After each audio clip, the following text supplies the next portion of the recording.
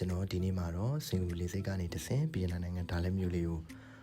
ဘယ်လိုသွားခဲ့လဲဆိုတာလေးကိုကျွန်တော် share လုပ်ပေးချင်ပါတယ်ဗျ။ဒါကတော့ကျွန်တော်စင်ကာပူလေဆိပ်မှာ boarding pass ထုတ်ပြီးတော့ဗီယက်နမ်သွားမဲ့ scoot လေယာဉ်ကိုကျွန်တော်ထိုင်ဆောင်နေခဲ့တာဖြစ်ပါတယ်ဗျ။လေယာဉ်ပေါ်ဗီဒီယိုတွေမရှိတဲ့အတွက်ကြောင့်ကျွန်တော်ဗီယက်နမ်နိုင်ငံကိုရောက်ခဲ့တဲ့ဗီဒီယိုလေးတွေကိုပဲကျွန်တော်ဆက်ပြီးပြပေးပါမယ်။ဒါကတော့ဗီယက်နမ် immigration ကိုမဖြတ်ခင်လူတန်းအရှိယူထိုင်ဆောင်ရတာချင်းဖြစ်ပါတယ်။လူတွေကတော့အရင်ကများတယ်ဗျ immigration ဖြတ်ဖို့က foreigner အရင်ကိုများပါတယ်လူတန်းကလည်းအရှိပါကျွန်တော်က e-visa ရက်90နဲ့ဝင်လာတာဖြစ်တဲ့အတွက်ကြောင့်ကျွန်တော်ရဲ့ passport စာအုပ်ထဲမှာရက်90တုံးသူတို့ထူပေးပါတယ်ဗျ hotel booking show money return ticket တခုမှပြစရာမလိုပဲနဲ့ရက်90 visa တုံးကိုကျွန်တော်စာအုပ်ထဲမှာရခဲ့ပါပြီဒါကတော့ BNN လေးစိတ်ရဲ့အပြင်မြင်ကွင်းမှာ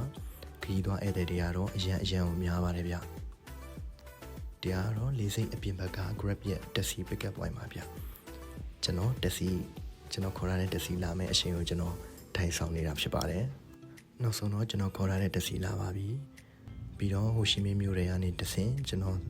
ကားစီရမယ်ဒါလည်းကိုတော့မယ် Fuda bus station ရှိတဲ့နေရာစီကိုကျွန်တော် Grab ထောက်ပြီးတော့လိုက်ပို့ခိုင်းပါတယ်ဗျကျွန်တော်လမ်းမှာတွေ့ခဲ့တဲ့ဟိုရှိမင်းမြို့တွေရဲ့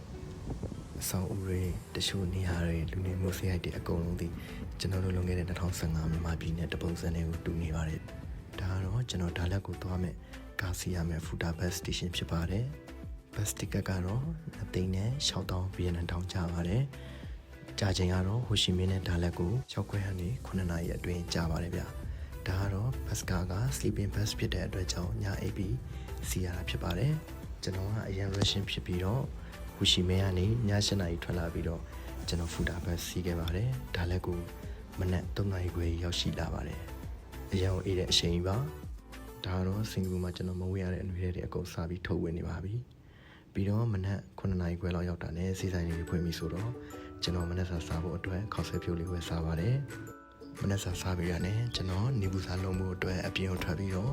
ပတ်ဝန်းကျင်ကိုကျွန်တော်လိုက်ကြည့်ပါတယ်ကျွန်တော်တို့ပြူလွင်ကလောနဲ့တပုံစံနေပါပဲဗျာပြီးတော့ကျွန်တော်တဲမဲ့နေရရဲ့ apartment ကိုကျွန်တော်သွားပါတယ်ဒါတော့ကျွန်တော်တဲရမယ့်နေရရဲ့ apartment ပါအပြင်မှာ corridor လေးပါလေအပင်လေးတွေနဲ့ရောင်းတော့တာရပါတယ်ဒါတော့ကျွန်တော်တဲရမယ့်အခန်းမှာသူကအပေါ်မှာထက်ကူပုံစံမျိုးလေးနဲ့လုပ်ထားတယ်အဲဒီပေါ်မှာအိမ်ရခင်ပါကျွန်တော်ကတော့ယေရှုခန့်အိမ်သာအကုန်တွဲရပါပြီလားအပီးစီကိုမှကျွန်တော် BNN တောင် 3.2 million ပဲကြားတင်ပါတယ်အရောင်းတော့တတ်တာတဲ့အထက်ပါတယ်ဗျစင်ကာပူတွေတခြားနေရာတွေမှာ station မှာနေဆိုင်အရောင်းတတ်တာတဲ့နေရာမှာညဘက်ရောက်ပြီဆိုတာနဲ့ကျွန်တော်စပြီးတော့ရာသီဥတုအေးနေတဲ့အေးတန်းကိုအန်တူနေပါပြီအဆုံးထိကြည့်ရှုပေးတဲ့မိတ်ဆွေအကုန်လုံးအတွက်ကိုကျေးဇူးတင်ပါတယ်ဗျ